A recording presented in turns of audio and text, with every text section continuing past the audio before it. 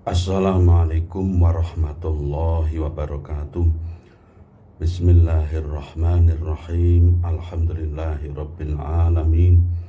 Wassalatu wassalamu ala asyrafil mursalin wa ala alihi wa sahbihi ajma'in, amma ba'du. Mitra Persada FM dimanapun berada, kita senantiasa meningkatkan takwa kita kepada Allah, bersyukur dan menikmati anugerah-anugerah Allah dengan mempergunakan anugerah itu pada jalan-jalan yang semestinya. Mitra Persada, kita bersama-sama mempelajari tafsir Al-Quran Al-Karim, memakai tafsir Al-Jalalain, karya Syekh Jalaluddin Al-Mahalli dan Syekh Jalaluddin As-Suyuti rahimahumullah. Hari ini kita sudah sampai surat Al-Hijr, ayat 53. Kita baca dulu, kemudian kita beri makna dan kita jelaskan sesuai tafsir Al-Jalalain. A'udzu billahi minasy syaithanir rajim. Bismillahirrahmanirrahim. Qalu la taujal inna nubasyshiruka bi ghulamin alim. Qala abasyartumuni ala ammassaniyal kibaru fabima tubasyirun. Qalu matur sapa malaikat sing yang bertamu kepada Nabi Ibrahim. Jadi ketika Nabi Ibrahim kedatangan tamu itu, beliau belum tahu bahwa itu adalah seorang malaikat. Beliau itu adalah jenisnya dari malaikat.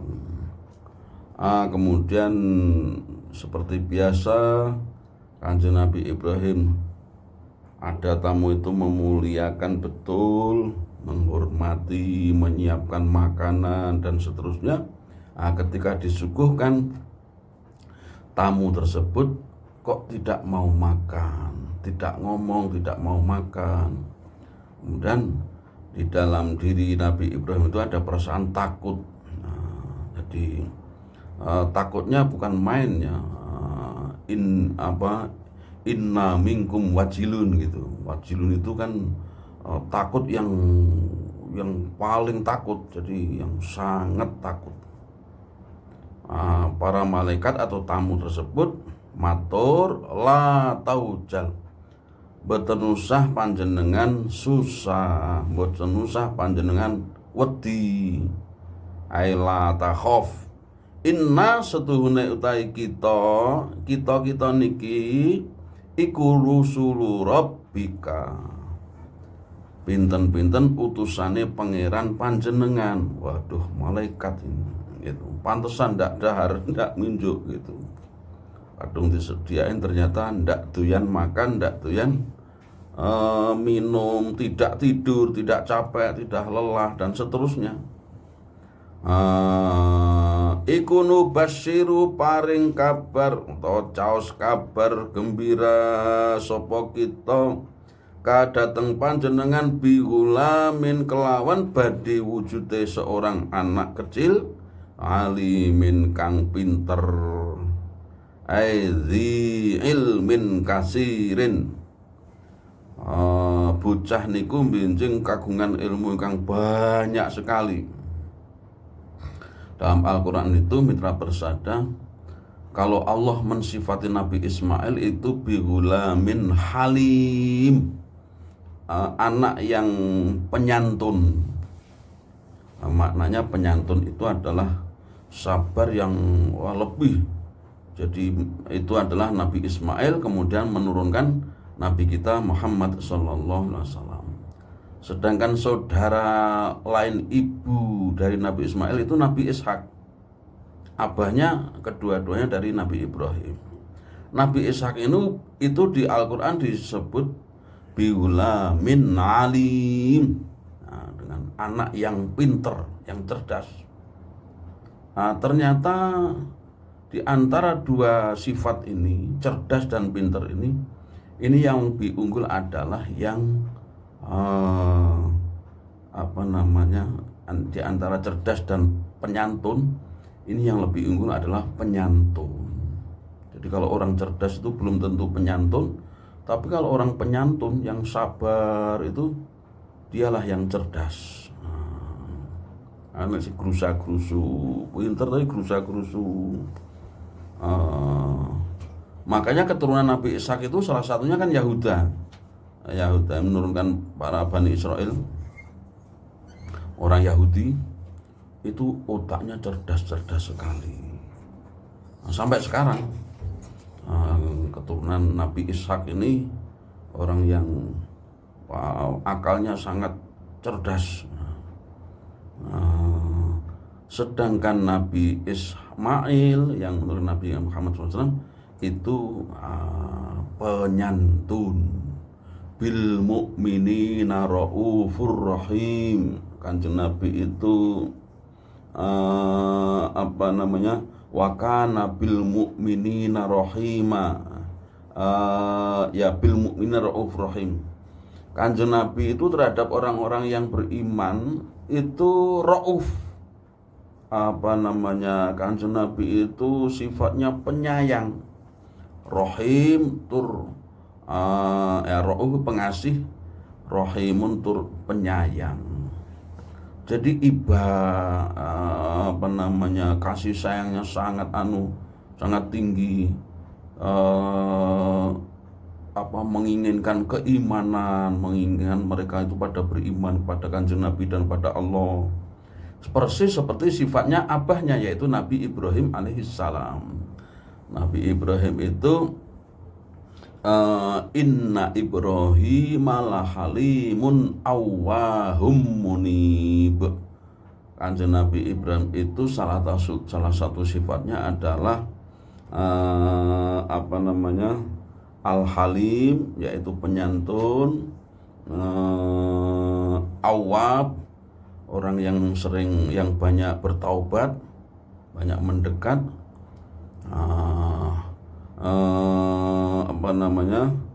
munibun, juga ya orang yang gampang kembali kepada Allah.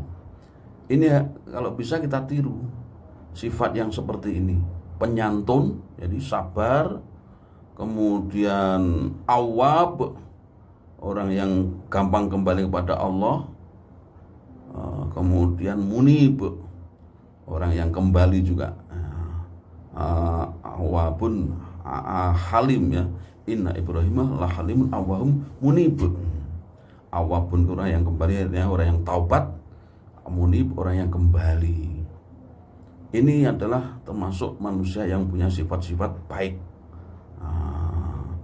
Jadi Nabi Ismail itu penyantun, sedangkan Nabi Ishak itu pandai atau cerdas. Di surat Al-Hijr ini disebutkan inna nubasyshiruka bigulamin alim aidzi ilmin kasirin, mempunyai ilmu yang sangat banyak. Huwa utawi gulamin alim iku Ishaku, Nabi Ishak. Dalam tafsir Jalalain, yang dimaksud anak yang cerdas itu adalah Nabi Ishak. Ini lahirnya lebih belakangan dibanding Nabi Ismail. Jadi kanjeng Nabi Ibrahim itu istri pertama Sarah, istri kedua itu Hajar. Nah, dari istri kedua ini justru mempunyai lebih dulu mempunyai anak, yaitu Nabi Ismail.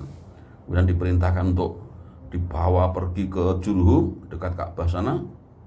Akhirnya Nabi Ismail ini beranak pinak, beristri orang yang dari Jurhum tersebut. Sedangkan Nabi Ishak di Palestina. Walaupun nanti Nabi Ismail, Nabi Ishak itu dimakamkan di Palestina juga, di Hebron. Kama kaya barang dzikira kang sinebut apa ma fi Hudin ing dalam surat Hud. Si surat Hud juga sana biulamin alim. Kalau di surat As-Saffat, As-Saffat itu juz 23 setelah surat Yasin itu fabasyarnahu biulamin halim. Jadi Rabbi habli minas sholihin fabasyarnahu biulamin halim. Jadi Nabi Ibrahim itu orang yang sudah dipenuhi permintaan-permintaannya oleh Allah, memang orangnya dekat dengan Allah. Ada satu yang masih kurang, yaitu belum memiliki putra. Maka beliau berdoa, Rabbi habli minas sholihin. Kalau Nabi Zakaria kan Rabbi habli min ladunka dzurriyyatan thayyibah. Itu surat Ali Imran itu. Jadi setelah beliau berdoa berkali-kali mendekat kepada Allah, wa basyarnahu bighulamin halim. Kemudian kami beri kabar gembira dengan adanya anak yang penyantun. Nah, kalau di sini prosesnya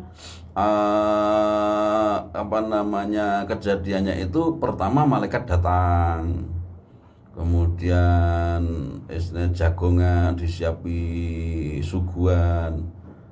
Ternyata malaikat tidak mau makan, kemudian mengabarkan pada Nabi Ibrahim bahwa kedatangan beliau itu pertama memberi kabar kepada Nabi Ibrahim bahwa Nabi Ibrahim dan istrinya akan mempunyai anak.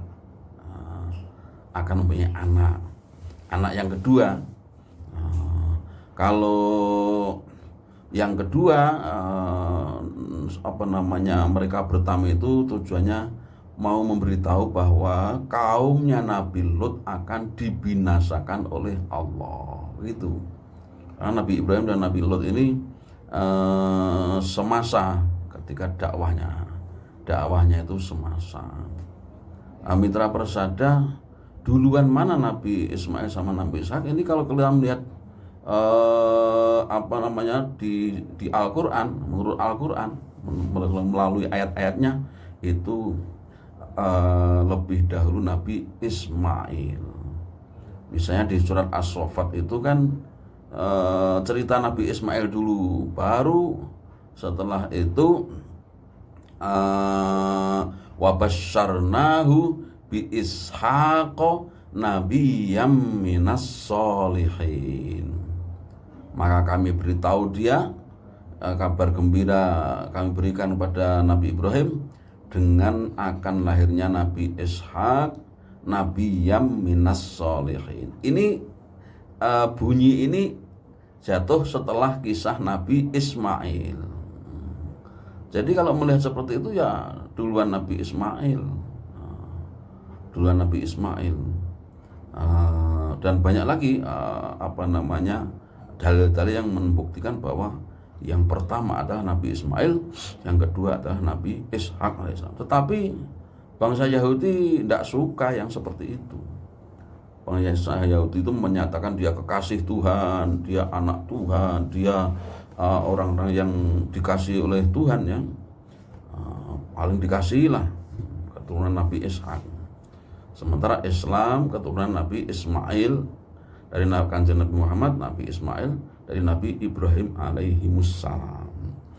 Perbedaan ini kadang-kadang menyebabkan pertentangan, permusuhan.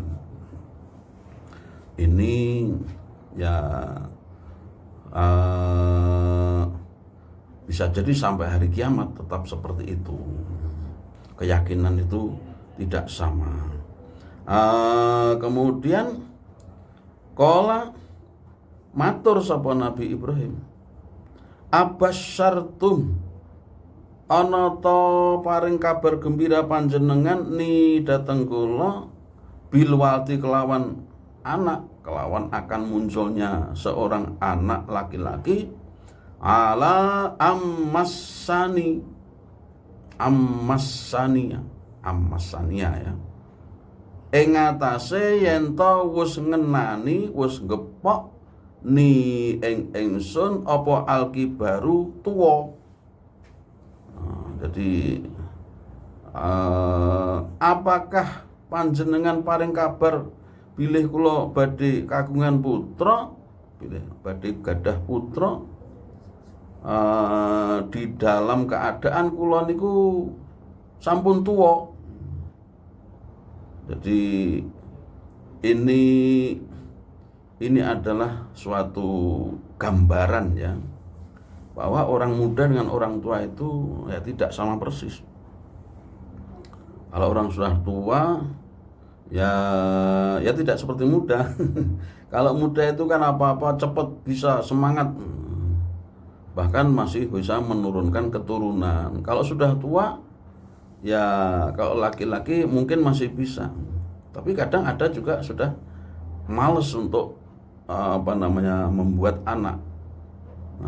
Nah, sedangkan istrinya Siti Hajar ini, Siti Saroh ini sudah tua. Bahkan di Al-Quran disebutkan ajuzun akim ya. Istrinya Siti Hajar ini dicap sebagai seorang yang mandul. Mandul itu gabuk, tidak mempunyai benih. Jadi ya tetap saja tidak bisa hamil begitu. Jawaban Nabi Ibrahim seperti ini itu bukan berarti beliau itu tidak percaya dengan kabar dari Allah ini, tetapi beliau ini saking senangnya ya sekaligus ya bertanya lah, mosok lah aku sepuh wis tuwek yang ini apa iso ya. Itu artinya berharap sekali bisa, bukan kok bertanya karena dalam keadaan tidak percaya, bukan. Kayak di ayat lain, wa idz qala Ibrahimu rabbi arini kaifa tuhyil mauta. Ketika Nabi Ibrahim bertanya kepada Allah, bagaimana engkau bisa menghidupkan orang yang mati? Dijawab oleh Allah, qala awalam tu'min, apa engkau tidak beriman, tidak percaya? Qala bala, saya percaya Gusti, jenengan bisa, tapi lihat ma'inna qalbi. Aku bertanya seperti itu dalam rangka memperkokoh hatiku. Jadi kalau ada buktinya begitu, aku tambah mantap gitu loh, istilahnya begitu. Maka Allah berfirman pada Nabi Ibrahim, qala fakhul arba'atam minat thairi fasurhunna ilaika thumma ja'al ala kulli jabalin minhunna juz'a thumma da'uhunnaka ya'tinaka sa'ya. Ambil 4 burung, kemudian kamu cincang, kemudian kamu taruh di gunung sana gitu. Kemudian panggillah, maka dia yakti nakasaya, niscaya potongan-potongan burung tadi akan menjadi satu lagi, datang kepadamu dalam keadaan segera. Wa alam annallaha azizun hakim, ketahuilah bahwa Allah itu maha perkasa, artinya tidak ada yang bisa mengalahkan. Urusan menciptakan, menghidupkan orang yang sudah mati, wah kecil itu. Membuat manusia dari yang tidak ada menjadi ada saja bisa, apalagi hanya menciptakan manusia yang tadinya sudah ada kemudian dihidupkan lagi. Tapi ma khalqukum wala ba'tsukum illa kanafsin wahidah. Menciptakan yang baru maupun menghidupkan lagi itu bagi Allah sama.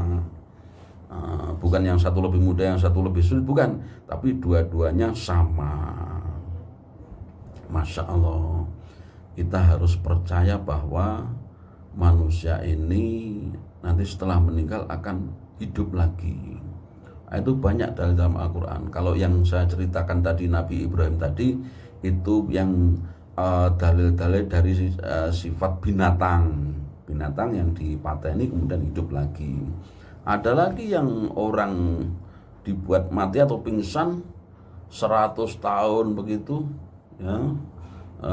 Qala bal labis tami'ata amin fangdur ila ta'amika wa syarabika lam yatasannah gitu.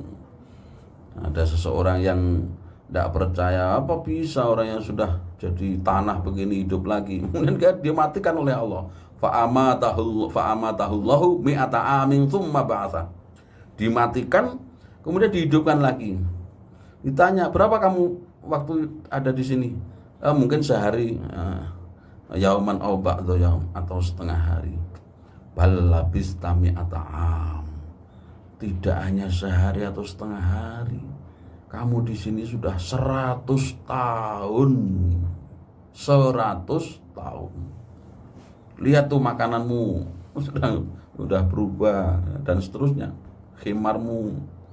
Nah, ini dalil hari kebangkitan yang dicontohkan dalam bentuk manusia. Ada lagi dalil kebangkitan yang diwujudkan dalam bentuk tanaman, tumbuhan. Allahul ladzi anzala minas sama'i ma'an fa akhraja bihi minas tsamarati rizqal lakum, dan ayat-ayat lain yang seperti itu ya. Allah menurunkan hujan dari langit, dari atas, kemudian dengan hujan itu Allah mengeluarkan tanaman-tanaman dari bumi. Nanti kalau buah sebagai rizki buat kamu. Nah, asalnya tanah kan, tapi kemudian kok tumbuh tanaman-tanaman. Itu bukti Allah bisa menghidupkan yang mati. Tanah yang nggak ada tanamannya aja setelah turun hujan hiduplah tumbuhan-tumbuhan. Ini bukti hari bahwa manusia akan dibangkitkan, ditangekne, diuripne setelah manusia meninggal dunia di alam kubur. Semua apa? Linailil jaza, untuk menerima balasan. In khairun fa khairun wa in syarrun fa syarrun. Apabila baik ya balasannya baik, apabila buruk ya balasannya buruk. Makanya dalam hal jenazah itu kan kalau sudah mati segera dimandikan, segera disolati, segera dikafani, segera disolati, kemudian segera dikuburkan. Tujuannya apa? Ya, di antara tujuannya kalau orangnya orang soleh cepat dikubur supaya cepat dia mendapat balasan atas amalnya. Nah kalau jelek kenapa disegerakan? Ya wis mati loh. Nyapa dikubur wong elek pisan ya. Yopong, yang baik aja segera dikubur, apalagi yang buruk. Wis malah dadi batang, jenenge malah mambu dan seterusnya. Cepat saja. Nah, itu pun juga supaya cepat mendapat balasan atas perbuatannya. Asri'u bil janazati. Bersegeralah dalam urusan jenazah. Ya, kalau bisa nggak usah nunggu anaknya yang di luar pulau. Kalau nunggu gitu nanti masyarakat sekitar kan ya kelamaan nunggunya. Nah ini asri'u bil janazati. Mitra persada.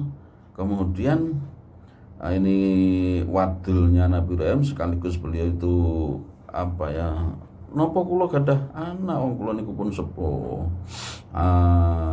Fabima mongko kelawan napa fabi syai'in mongko kelawan endi suwiji-wiji tubasyiruna paring kabar sapa sira kabeh istifhamu ta'ajjubin. Nah, ini kalau mengenal bahasa Arab itu ada istilah istifham, tetapi istifham itu maknanya enggak selalu bertanya nyel begitu ya. Istifham itu ada istifham ingkari, istifham takriri, istifham ta'ajubi, dan seterusnya. Jadi pertanyaan Nabi Ibrahim di sini itu bukan berarti Nabi Ibrahim itu bertanya untuk istilahnya bertanya nyel istilahnya. Itu maknanya adalah ta'ajub, nggumun. Jenengan kok ngabari ngoten niku lho. Niku pripun wujude, buktine pripun? Nah, ini kan pertanyaan yang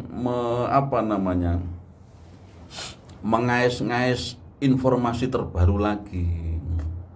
Penasarannya Nabi Ibrahim itu sampai segitu. Kula pun sepuh istri kula mandul. Apa ya mosok kagungan putra? Enggak kok. Apa ya mungkin gitu. Ya selalu mungkin kalau Allah yang menghendaki. Artinya apa saya punya anak ya gitu. Maka istifham ta'ajjubin. Ya, pertanyaan yang menggumun, penasaran. Qalu matur sapa malaikat tamu mau basarna caos kabar sapa kita kadateng panjenengan bil haqqi kelawan bener leres bisidiki kelawan leres fala takun mongko sampun ngantos wonten sapa panjenengan iku minal qanitina setengah saking wong-wong kang putus asa al ayisina. Kula niku ngabarin jenengan pen leres niki saking Gusti Allah jenengan badhe kagungan putra nomor kalih. Jenengan mboten usah putus asa, mboten usah susah, mboten usah gumun wong niku kersane Gusti Allah gitu. Ini mitra bersada bahwa pertama di dalam hidup ini ya insya Allah tidak ada yang tidak mungkin. Jadi tidak ada yang, apalagi sekarang model pakai handphone itu kan ya. Telepon dari luar Jawa, telepon begini mau ini saya mau sedekah ini bingung cari tempat sedekah di situ ada apa enggak? Oh ada. Wah akhirnya nyuwun nomor rekeningnya. Nah itu kan rezeki yang tidak disangka, tidak diduga kan. Makanya mitra persada kita ini manakala kita kesulitan ya kita memohon pada Allah dan tidak tidak mustahil bahwa sesuatu akan berubah nasib kita ini. Kita kalau memiliki anak ya kita sekolahkan, kita suruh ke TPQ Madin atau dipondokkan, pokoknya carilah ilmu sebanyak mungkin, setinggi mungkin. Kalau bisa juga punya ijazah. Ini mencari pacul. Kalau paculnya sudah banyak gitu, nanti kalau ada ini ganco, ini perkul, semuanya punya, gergaji punya, arit punya. Maka ketika nanti diminta untuk motong pohon, wah pakai arit, wah pohonnya besar, wah pakai perkulnya. Yang tanahnya pakai cangkul. Jadi kita bisa menggunakan ijazah kita itu, keahlian kita sesuai kebutuhan nanti. Jadi dipersiapkan, memang harus ada usaha. Jangan hanya menerima yang tandem. Nanti ya memang Allah itu mewujudkan sesuatu ya karena ada sebab. Kanjeng Nabi Ibrahim punya anak yang di luar dugaan, itu juga ya Kanjeng Nabi Ibrahim selama ini kan baik sama orang, baik sama Allah ya. Hablum minan nas, hablum minallah ini baik sekali. Makanya orang baik itu tidak sia-sia. Tidak akan sia-sia dengan kita berbuat baik kepada sesama manusia, apalagi kepada Allah yang menciptakan kita. Karena kita ini rezeki dari sana. Bersedekah, nanti ada ijolnya. Bersedekah dengan ikhlas dan seterusnya. Mitra bersada, mudah-mudahan Allah memberikan kita anugerah yang mulia, membuat kita panjang umur, sehat, barokah, dan semua keinginan kita diijabahi oleh Allah. Amin ya rabbal alamin. Wallahul muwaffiq ila aqwamit thoriq. Wassalamualaikum warahmatullahi wabarakatuh.